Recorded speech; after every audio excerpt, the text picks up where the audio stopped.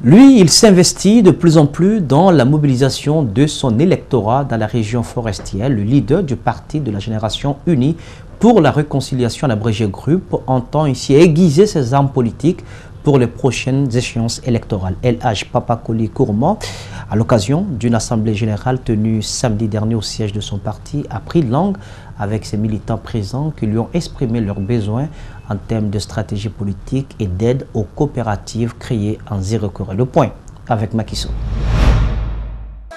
C'est une assemblée générale au cours de laquelle les militants du parti groupe ont échangé sur les projets agricoles qui ont débuté il y a plusieurs années dans le cadre des coopératives.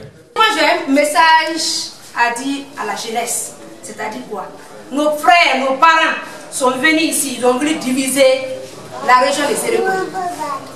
Mais ne nous laissons pas faire par qui que ce soit, c'est-à-dire quoi?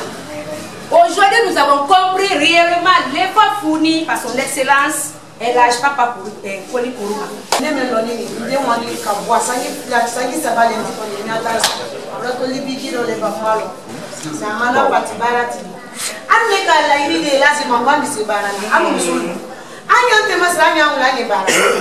Ces deux interventions nous amènent à la fin de l'Assemblée à poser la question au président El-Hadj Papa Koli Kourouma pour savoir si c'était un engagement qu'il devait prendre.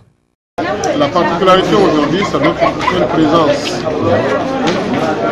Et nous sommes de passage. On a profité de cette occasion pour passer le message de la direction nationale du parti pour que tous les militants se remobilisent afin de démultiplier ce message et que les militants se tiennent prêts pour les élections prochaines. Par exemple, aujourd'hui, nous avons un objectif dans la région le financement de plus de 400 groupements de femmes. Dans le domaine agricole, la région de Zéro-Corée abrite plusieurs sites qui sont utilisés aujourd'hui par des associations de femmes constituées en coopérative. C'est une première, une œuvre littéraire parle de l'agression rebelle qui a visé la Guinée en l'an 2000. L'auteur, Farah Pascal Tolno, actuel recteur de l'Université unique de Lambagne, un recueil de témoignages dans un ouvrage qui exprime de façon claire et précise les réalités vécues par les populations de la zone forestière. Alseni Bari, El-Hadj Aliouba pour le détail. Voici l'œuvre. Intitulé Paroles de citoyens lambda, l'auteur Farah Pascal Tonginou met en exergue la rébellion des années 2000 en Guinée. Une rébellion telle que vécue par les populations. Malheureusement, ni revue, ni roman, ni autres documents n'en parlent. L'auteur est le premier à s'intéresser au dossier. Le discours sur la rébellion a libéré les événements que l'espace décrit a connu pour les donner à l'histoire à travers l'écrit. Donc on est sorti de l'oralité à l'écrit. Il lui a fallu au moins 2 ans pour écrire 134 pages regroupées en 5 chapitres. De la prise de la Guinée forestière au pillage des ressources, il amène le lecteur dans les affres de la rébellion avec les témoignages oraux. Avec le cas spécifique du premier titre, la traversée du cours d'eau, quand les rebelles sont venus, ils ont pris. Maintenant, ils devaient repartir. Comment? Ils devaient traverser le cours d'eau. Malheureusement, ils ne sont pas repartis du côté où ils sont venus. Ils ont pris une autre trajectoire et là, ça a été le fiasco pour eux. L'auteur, né en 1947, a consacré sa vie à l'enseignement et occupé plusieurs postes dans l'administration de l'école guinéenne. Il a même été amené au Mozambique pour soutenir le pays après la révolution. Aujourd'hui, il a une lecture du système éducatif guinéen. La société au sein de laquelle nous sommes aujourd'hui accepte les enseignants selon des critères qui ne sont pas ceux que le système éducatif même demande. C'est-à-dire la rigueur, la compétence, non. On prend des gens parce qu'ils ont obéi à tel élément ils sont de telle obédience, ils sont de telle catégorie, ils sont de telle ethnie. Cet ouvrage est le second de Pascal. Le premier est un témoignage sur l'éducation guinéenne. Restons dans cette région pour parler de cette immersion dans la région administrative de Nzérékoré, avec à la clé la découverte des origines, des coutumes et mœurs des peuples pelés connus sous le nom Guerzé. Des témoignages à la source, retour sur les images de la forêt guinéenne avec ce reportage grand format signé Makiso.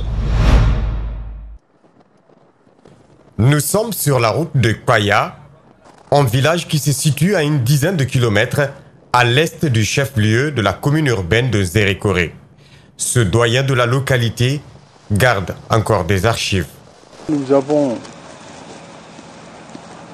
un bureau de sages qui se réunit souvent avec les jeunes gens pour retracer la vie de nos ancêtres et leur expliquer l'union qu'il y avait entre les parents et puis les relations humaines et l'éducation en un mot. La région forestière, au-delà de sa potentialité agricole, elle garde encore ses coutumes sacrées. Parmi ces jeunes, il y a des initiés. L'initiation, en quelque sorte, est une pratique qui consiste, n'est-ce pas, à socialiser l'individu. Parce que, en tant qu'individu, on est certes une personne vivante, une personne humaine, mais une personne humaine qui n'est pas encore, n'est-ce pas, complètement intégrée dans la société, qui n'est pas encore un membre à part entière de la société. Parce que pour être un membre à part entière de la société, il faut connaître cette société, il faut connaître ses valeurs, il faut connaître ses mœurs, il faut connaître ses coutumes. Nous sommes à la rentrée d'un centre d'initiation et nous n'irons pas loin avec la caméra. Quand un Pelé, n'est-ce pas, entre dans un camp d'initiation, après qu'il ait été initié, il prend un nom. Moi, par exemple, mon nom c'est Tokpa. Tokpa, c'est mon nom d'initiation. Voilà, ce nom a tout son sens. Parce que le nom Tokpa même, c'est le nom d'une divinité. Il existe des interdits que les sages protègent encore. Avec le temps, nombreux sont les jeunes qui ne suivent pas la tradition. Par conséquent, ils subissent des peines. On assiste à assez de dérapage. En tout cas, il y a le conseil des sages qui a eu à donner des interdits. Les interdits, on a dit par exemple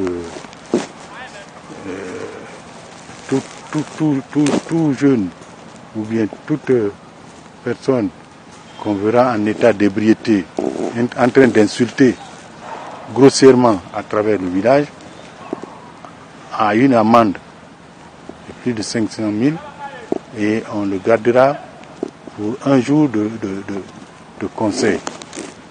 À l'image de Paya, il existe plusieurs temples d'adoration des divinités dans les autres villages où les valeurs culturelles africaines sont sacrées.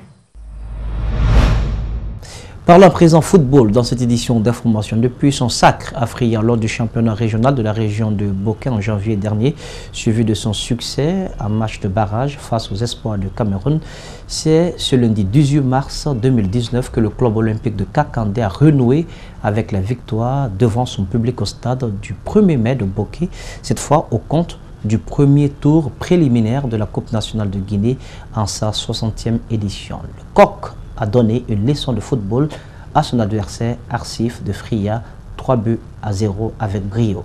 Rendu donc avec brio. Compte rendu, Moussa Kamposoma, Salifouli Fossissé.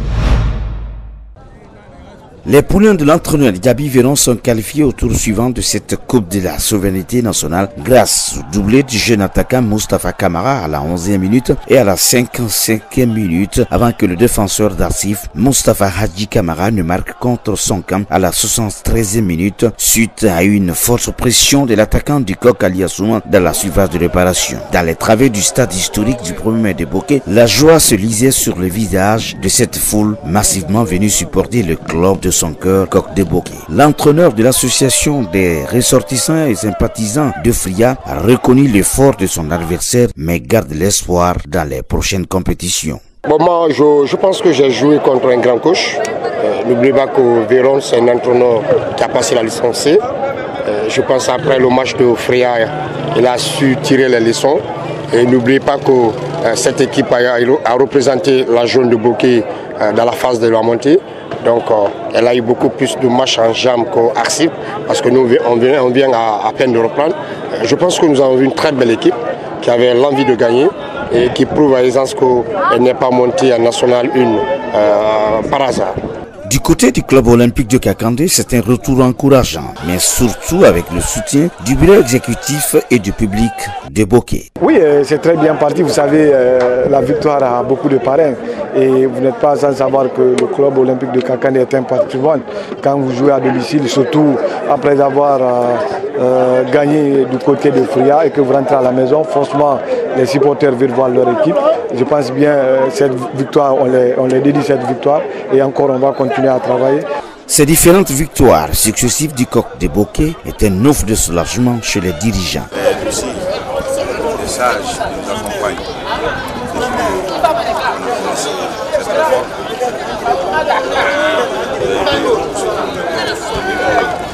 Je crois qu'avec l'allure là, l'équipe peut aller loin. Parce que nous visons la première position.